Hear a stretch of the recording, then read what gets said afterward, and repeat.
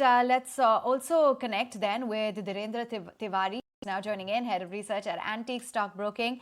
Thank you so much then for taking time out and being with us. I just wanted to start off by getting in your take on valuations for the Capex themed sectors, because without a doubt, you've seen that skyrocketing, but still you're seeing value in some of these sectors. What do you believe are the factors influencing this, and how are you looking at this sort of catch-22 situation? Yeah, thank you for giving me the opportunity. And the valuations have certainly gone up. So there are three pockets. It is industrials, railway, and defense.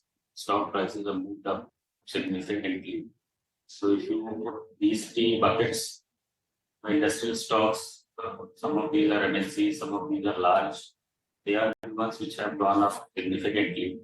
And so is the story for railway and defense. So certainly the valuation have gone up, but the overall outlook remains very promising. And therefore, we believe that despite a significant re-rating, the story is still far from over.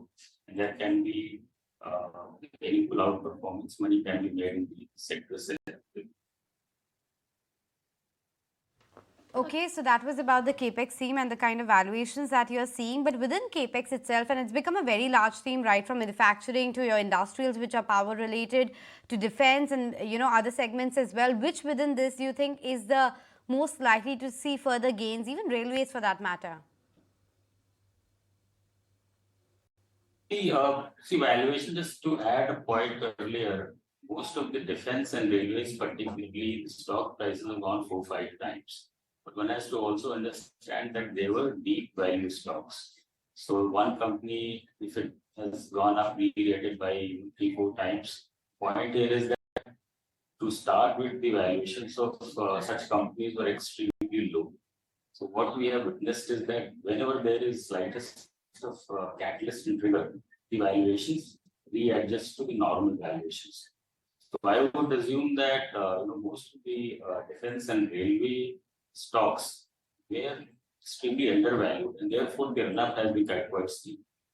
So here still, if you look at most defense and railways related companies, defense mostly will be trading at something like 22 average P multiple based on 25 earnings, based on our earnings estimates. And so will be railways. Railway stocks will also be more or less at about 20 to 24 P multiple 25 earnings. Now, if one looks at the capability of these companies, it's very commendable, and they are doing extremely well in terms of new product market opportunity has meaningfully risen. Therefore, these two pockets, despite the run-up, I would say that there is a good amount of scope for outperformance. Within industrials, the story is more driven by long-term growth, and there also we can see a few of segments doing extremely well and giving the opportunity to invest. That's so interesting that you actually, made the point that defense and railways is actually undervalued. Many believe it in the near term, at least, the best could be behind us, and many contemplating whether these sectors in the near term are reaching frothy valuations. You think to get the meaty part of the returns, one will have to definitely elongate the time horizon for both defense as well as railway stocks. Give the point again, if there is particular company, the largest company in this space was valued at maybe 30,000-40,000 crore market cap, kind of assets that they have, the kind of growth opportunity they have, the kind of competence, monopolistic business environment they have, is extremely undervalued. That should not be the valuation to start with. Therefore, I would say that when we see there is movement towards indigenization, movement towards more money towards capital expenditure, the valuations readjusted to normalized valuations. From there, the growth is driven by the earnings and the order books. I would say that therefore one has to certainly look at long-term growth, because one leg of undervaluation has certainly gone, and now the stock performances will be driven by the order books. we believe that maybe if one looks at 2-year, 3-year kind of investment horizon, both defense and railways and select industrials will give meaningful returns from current values also. Okay, and if we had to get stock specific, Dhirendra, which are the stocks which could hit out of the park as far as this entire theme is concerned, you believe? Top picks.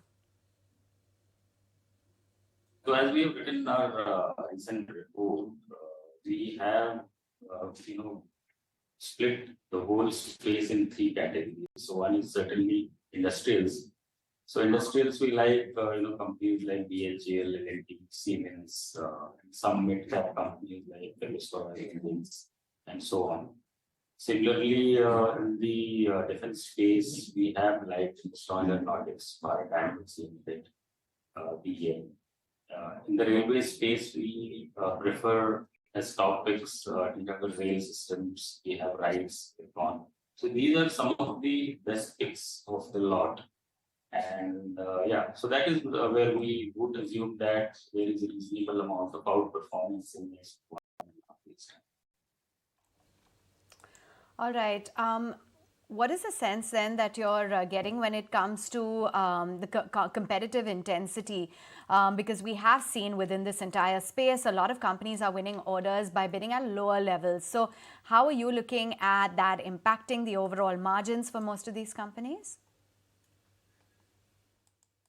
I would say that competitive intensity is always there, but the pricing environment has improved, in fact. So if one looks at most industrial companies, when they are making power equipment or industrial equipment like motor compressors, etc., they have increased prices in recent times and they have adjusted with fall in commodity prices also.